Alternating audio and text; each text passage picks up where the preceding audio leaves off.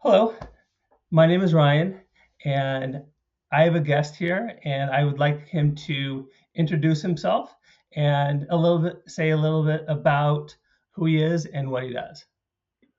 Well, Take it Ryan, away. it's nice to meet you. I really appreciate the opportunity to be on your show, living your best life. It's it's awesome that you've kind of stepped out into this space and you're starting out here and willing to share your life with others. That's really been the mission of my life. I've I've said many times I've ran my whole life. For the majority of my earlier life, I was running away, but thankfully now I'm running with a purpose. My name is Jordan Connell, and I'm the founder of Treat Collective, a pet nutrition company, and I also have a nonprofit called the Collective Difference. Both of my companies exist to make a difference in the life of young people experiencing homelessness. Uh, that's what I was running away from as a kid, and now I'm running so that they don't have to. Thank you for the introduction. I noticed on LinkedIn that you're running 3.14 miles every day, and you've been doing that for a long time. Is that right? Yes, today is day 1387. Wow, that's that's impressive. That's really impressive. How are you able to do that? My faith propels me forward in just about everything I do, and my my faith, my Mhm. relationship with God, that is the strength that I rely on for every step that I take. And I have built a foundation for myself, knowing that I can step out every day in faith, believing that God will give me the strength to carry me through whatever obstacle I face, and I will be able to rise and overcome those challenges. And so, I physically there's there are a whole other set of challenges, right? Your body starts to break down. Mentally, there are challenges of. I'll be honest with you. I said today will be day 1387. That's because it's pouring down rain. It's dark and I have not yet had a chance to go. This is one of those days where I know I'm now looking at the clock. I've got about 5 hours before midnight. And so at some point, I've got to just buckle down and say, too bad, buddy. Get outside and go put the miles in. On those days like today, how do you muster up I don't know what it is, whether it's the courage, whether it's, just the discipline. You do talk about faith, and, faith having seems to have a big role in your life. So for the listeners out there, can you break that down a little bit in terms of what what they can use, how they can use it, and maybe mentally what you go through and you can help others go through as well. My whole life, I do feel like I've been a runner. It just so happened that for the early part of my life, I was running away. And so to be very open, I was running away from being abandoned by my father. I was running away from being sexually abused as a child. I was running away from experiencing being alone and not having a home to turn to. And as a teenager, I started running towards addictions. I started running to anything I could to cope with the pain in my life. So I was running away, and I didn't know where my strength was. I just knew that what I had been through hurt, and I wanted to escape it. I I began mentally and spiritually trying to outrun my present reality, and I continued to run towards things that only hurt me, whether it was partying or drinking or drugs or girls. All of these things never filled this pain point in my life. And Okay. at 20 years old, I won't sit here and tell you I heard the audible voice of God, but in what was the darkest, lowest point of my life, I felt like God just spoke to my heart, like, son, I love you. And it was a moment of peace. It was a moment where healing began for me. And it was a moment where I stopped being just angry at my situations, trying to escape my situations, and started to believe that I wasn't alone. God hadn't left me when that pain was going on, and that if God had been there throughout my whole life, there must be a way to take what I've been through and use it to help other people to not be alone in their journeys.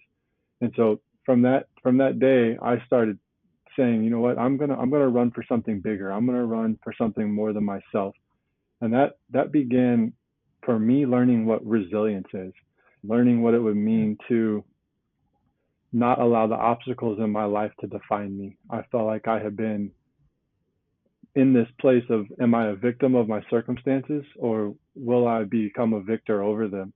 And I never really knew what it would mean to rise above those situations. But I knew if I kept going in the place I was going to die, and my life would have never meant anything. And so, God began to I began to acknowledge God's presence in my life, and I began to experience healing. I began to go on a journey where the things that I had been through, I began to unpack them. I began to heal from them.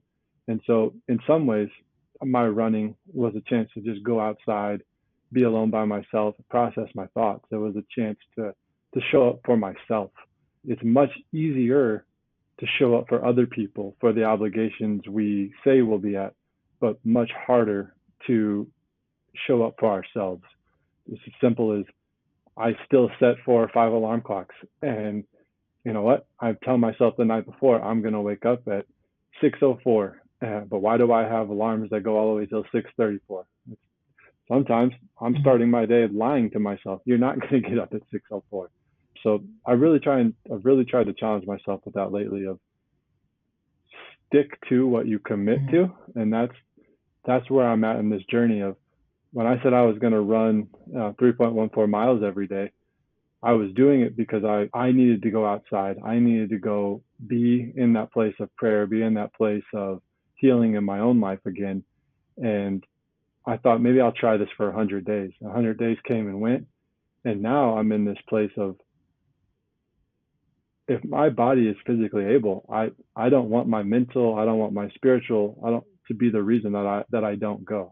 I'm at a point now where I can't imagine turning my back on this commitment. And so I'm now saying, whatever it takes, I'm going to complete what's in front of me. Now, I don't know how many days I'll go, but as long as God makes me able, I'm going to take another step forward. So when you're doing it daily, Mm-hmm. what are you thinking about? And because I'm sure there, like you said before, there are some physical challenges as well, from doing it, you know, 1,387 days, if I'm right. Yep. What are some challenges, and what do you say to yourself in order to get through that? I actually kind of have a cheat code, and it's not for everybody because I have an experience that not a lot of people do. So about 11 years ago, I ran across the United States from New York City to Los Angeles, 40 miles a day, 5 days a week. And that was where I Wow. learned that it didn't matter how many miles were in front of me, how many hours were in front of me. Didn't matter the pain I felt. I was going to keep pressing forward. And I set out on that mission to visit youth shelters across the US, meet kids who had similar stories to my own, and share with them a message of hope, a message that their life didn't have to be defined by what they'd been through. And so, when you ask, what do I think about? When I did that journey, the name of the organization I put together was called Team 314. And it came from a Bible verse, Titus chapter 3, verse 14. And it says, our people must learn to devote themselves to doing what is good in order to provide for urgent needs and not live unproductive lives. And so I had read that and thought, that's who I want to be. I want to be someone who shows up every day and is able to provide for urgent needs. I want to live a productive life. And so when I go out and run every day now, I'm thinking about the kids I've met along the way. I'm thinking about other young people who are experiencing the trauma, the pain similar to my own, and oftentimes much worse than what I went through. I have now come to a place where I'm sharing my runs on social media as a way to try and raise awareness for other people in those situations. So sharing stories, sharing statistics, but it gives me a chance to tie together something I love, which is I'm running around the city. I'm running around, finding new trails, finding new places to go, and so I'm just telling myself, if if we're very honest, I'm telling myself, just one more step, because it's only going to happen one step at a time.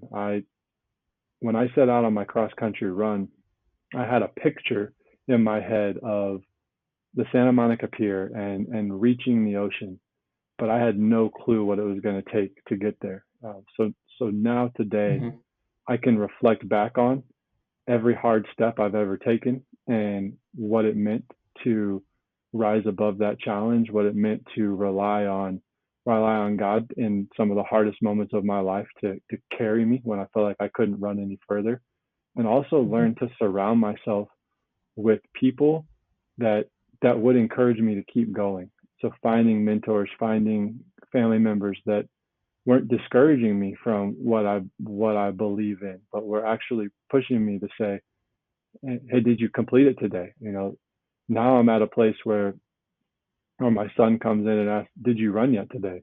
You know, can I go with you today? I've got people checking in on me. So now there's an accountability that's beyond me. I'm like, well, we'll see. I'm not willing to quit, but I'm appreciating people asking me and challenging me to keep going. Wow, that that is impressive. How did you surround yourself with the people you needed in order to stay on this course? It was actually scarier than the running ever has been, because it meant being vulnerable. It meant being authentic. I'd had a lot of surface level relationships in my life. I had known how to use people to get what I needed. I had learned how to be a people pleaser. But what I was terrified of was people knowing who I am, to the point Mm-hmm. that I had I had a college class my freshman year, and the whole purpose of this class was what is real and how do you know? And as a straight A student coming into college, I failed my first class, and that class was about what is real and how do you know? And I failed because I couldn't be honest with myself or the people around me.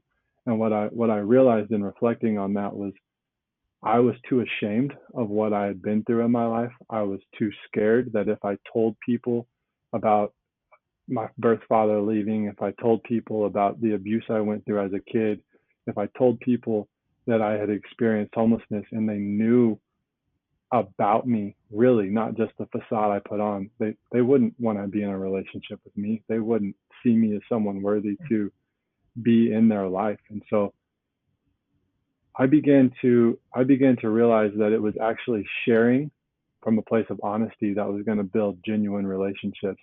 And when I opened up and I said, "This is actually who I am. This is what I've been through," people didn't run away from me. They actually embraced me. They actually said, "Man, I can't believe you just told me that. Can I tell you this about me?" And so relationships that were surface level began to go deeper. And so I had said, internally, I had said and made a commitment. I want to build real relationships. I may not have thousands of friends, but the people that I connect with are going to know that I genuinely care, and I'm going to surround myself with people who truly care about me as well. And so I I I find it important to be authentic, to push past the surface level and challenge yourself to open up and be honest. And so that has been my strength, realizing I don't have this all figured out. And so I need mentors. I need guides. And the only way they're going to come alongside and support me is if I'm honest enough to say, this is really where I'm wrestling at today. So, is that how you started building your support network? Is being honest It is and saying, "Hey, I don't have everything figured out. Can I be open with you?" 100%. I had a crazy dream. I'm going to run across the United States. And that began to show me, Jordan, you're crazy. And those people quickly get out of here, man. Like those relationships started to fall off, but the people who came alongside me and said, "You're just the kind of crazy I want to be friends with. You're just the kind of crazy I believe in. Let's let's do this together." Started saying, and I'm building genuine relationships with people who actually want to make a difference in this world. And so I I began to I almost feel like it's almost magnetic, right? Like once you begin to Yeah. align yourself with people who have that type of hope and that desire, you find more and more of those similar people. And so I it's for me it's been about, you know, I moved to Los Angeles, didn't know anyone but my wife, and I sat down in the barber's chair, and my barber is now one of my best friends. But it was because I didn't just talk about the game that was on TV. It was because we started building an actual conversation and learning about each other's lives. And so now I'm not alone in this big city. I started to build friends and step out and say, how am I going to surround myself with people who genuinely care and believe in what I'm doing, and I believe in what they're doing. That way, it's, Mhm. I come alongside them as well. I think that's scary. I also think it's needed to form genuine friendships, genuine relationships. And so kind of taking a little bit of a turn. So you're talking about God and you're talking about how there is a faith inside you Mm-hmm. that has really helped you. How can other people, if they so choose, develop a relationship with God Yeah. if they want to?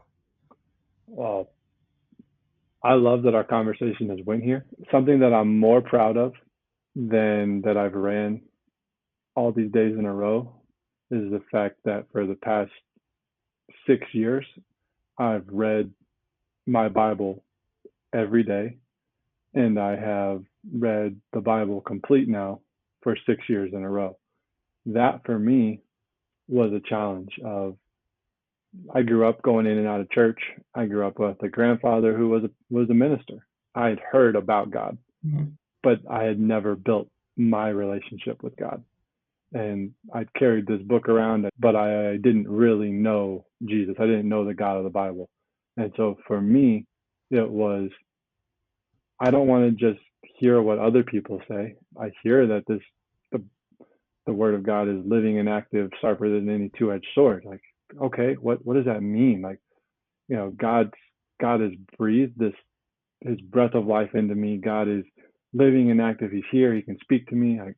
I I'm happy to say I am not God and I don't fully understand. I am in awe of a God who has created us and given us the opportunity to be in relationship with him. But when I read in John, Jesus literally prays for us. Jesus is preparing to go to the cross, and he prays in John 17, God, I pray that they will be one with you as I am one with you, that they will abide in me as I abide in you. That wrecked me. Like Jesus thought of me going to his death, his resurrection, he came so I could have life, but he didn't just want me to have life eternally, like it's talked about. He actually wanted me to have life here today. And so, how do I have that life? It is through turning the noise off. It is through opening the Bible and reading and having that fellowship with God, learning what His Word says, just pouring it into my life so that I can know God, and then from there it's taking the time to pray. If my running is anything, it is 30 minutes of being in a space where I can pray, where I can connect with God, and no one else can hear, where I'm sharing my real wrestles and struggles, where I'm telling God I'm mad today. Like, why are all these things going wrong? And I can be honest with God, and I can get those things out, and I can experience some healing just from knowing that God's not mad at me for sharing my anger. God's not going to turn his back on me because I'm upset today, and he's going to, the Holy Spirit's here to comfort me. And so if there's anything practical that I can say, it's open the Bible, let God speak to you through his word, and talk back. That's all prayer is. It's just like we're doing right now. It's just openly talking to God. And so I used to think it was this had to be this super mystical. I had to get away, and there's times for that. But I think for me the deepest thing is knowing that I can just be in daily conversation with God, and I know that I'm not alone in this world anymore. Yeah, that's powerful, and I'm glad you have that, have something like that that you believe in, and that can propel you forward. What do you do now as far as like forming a company, and can you take me through that? Yeah, absolutely. Um, my my journey of forming a company really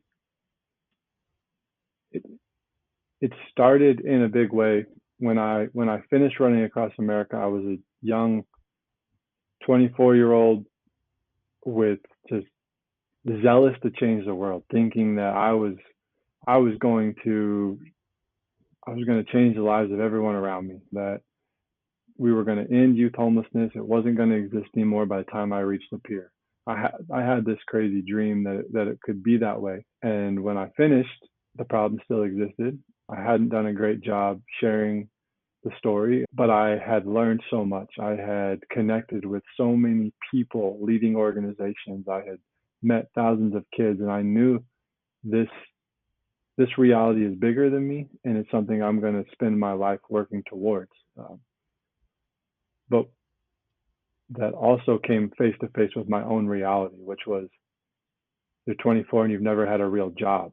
You're 24 and you only know the turbulence of an unstable life. You don't know what it means to live on your own, take care of yourself, pay your bills. You've never really learned what it means to live a productive life. And so that was a time when I needed to surround myself and be honest. Like I've got to grow. I've got to grow up. I've got to have people speak into Mm-hmm. my life, and I need work. Thankfully, a friend stepped into my life, someone I had known since I was a kid. We had kind of gone separate ways, but he stepped back into my life as a friend, as a mentor, had been watching my journey, seen my story, knew kind of where I was at, and said, "So I understand you're trying to raise funds to do this work, kind of as a missionary. You're living in the top of a church, trying to just get by. What if you could do this from a place of abundance? What if you could make a difference from a place of stability and going out and giving from the resources you've earned and taking those resources and doing more? If you can teach me, I want that. I need that in my life." And so he challenged me. He was one of the directors of the company he worked at and got me an interview, and they hired me. And so I got my first job. It was an entry level job. I was doing logistics for an ingredient company that sold ingredients to the pet manufacturers. And so I I knew nothing about the pet space. I knew nothing about ingredients. I knew nothing about trucking. I knew nothing about any of it. But I knew that they were taking a chance with me, and I was eager to learn. And so I spent 4 or 5 years learning everything I could about an industry that, like, wow, you know what? When I was running and every day, I've learned what foods I can eat that actually make me healthy, few foods that make me feel like I come alive when I eat them. Oh, I pick up this bag of dog food and it's full of junk. No wonder our dogs are getting fat and being sick. Like, where's the good stuff? Where are the good ingredients that they need? And so I kind of, while I was working, I started to see, if we're going to do this, let's do it right. Let's do it well. And I had a chance to move on from the company that I was working with to go work for um, one of the suppliers that I had built a relationship with. They moved me out to California, and I got a chance to work in the fields across the Central Valley with the farmers, the producers, people literally growing the sweet potatoes and the carrots. And I got to see, like, I only got to see, but I got to go get my boots dirty. I got to go get in the mud and harvest tomatoes and be a part of turning this produce into the ingredients we feed our pets. And so I spent about 6 or 7 years learning the industry and serving in other people's companies, trying to leave the place better than when I got started. But all that time realizing I want something more for me. Like, I'm learning this. What if I take what I'm learning and I match it together with what my passion is, and I build a brand that actually has a give back. And so my partner Nathan, the guy I was telling about as a friend and a mentor, he he had called me one day and asked how I was doing, and I just told him I'm honestly struggling. I said, actually, everything is great. I said, I've I've never had so much money. I've never had, a stable home like this. Like everything's great, except mentally, I don't feel like I'm living my purpose. So that sucks. And he was like, yeah, it's hard to get up and go to work every day when you don't feel like you're living what you're called to do. I said, you know, this was supposed to be about from an abundance, giving back. How I feel like I'm missing it. There's more. And so he hopped on a plane and flew out to California and met me. We spent a weekend hiking through Yosemite. We climbed up as high as we could, and we're sitting at the top of a waterfall. And we're like, you know what? We're going to start a business, and we're going to start a nonprofit to go along with it. And so from that day, we never turned back. We said, okay, we're gonna build Tree Collective, and we're gonna build the collective difference, and we're gonna provide ingredients that are the top of the line, healthiest ingredients, the ones that we like to say superfoods that make a difference in the life of our pets. And we're going to do it with sustainable farming that actually makes a difference in the life of our planet. And we're going to give back to make a difference in the life of young people experiencing homelessness. And we're going to do everything we can to replicate what worked in my life. We're going to find opportunities to provide work for other kids with similar stories to come into the pet industry and overcome their pain as well and live a new legacy. And so what I do now is I have the chance to run Treat Collective and working very hard to get my pet treats in every household across America that has a dog so that their pet can have the best nutrition, the best nutrients, the best superfoods, and actually can fuel their pets with the ingredients that they need. And because when we do that, we actually get to see the funds from that resource go to making a difference in the young people's lives that we're connecting with. So I get to wake up every day with a new set of challenges, the challenges of running my own business, but I'm more grateful that I'm living out my purpose than I ever could have dreamed. That's a great story. There's a lot to that. I'm going to have to rewatch this episode to really get everything. And that's one of the things that I would encourage the listeners to do as well is rewatch this episode because there are gems in here that you may not catch the first time. What you're talking about is resonating with me on different levels. And I think you are talking about it in a way that is very coherent and with purpose. And I appreciate that. So thank you for that. Do you have any parting words that you can impart on the listeners? I do. I actually, if it's okay, I'd like to say a prayer for the listeners and Yeah, let it not just be myself. As before I do that, I think it is it's good to understand that there's nothing inherently special about me that makes what I'm doing any different than what everyone else is capable of. And I hope that it's clear that I, I really come from things that probably should have stopped me. And it was things that I could have continued to choose. I'm a victim of my circumstances. I'll never be anything more. But I continue every day to choose to believe I'm going to be victorious over these circumstances. I am going to endure. And my hope for each of you listening is that you too will endure. You'll find the strength to overcome and the courage to live your legacy. thank you. I appreciate you being here and imparting your wisdom and what you have to say.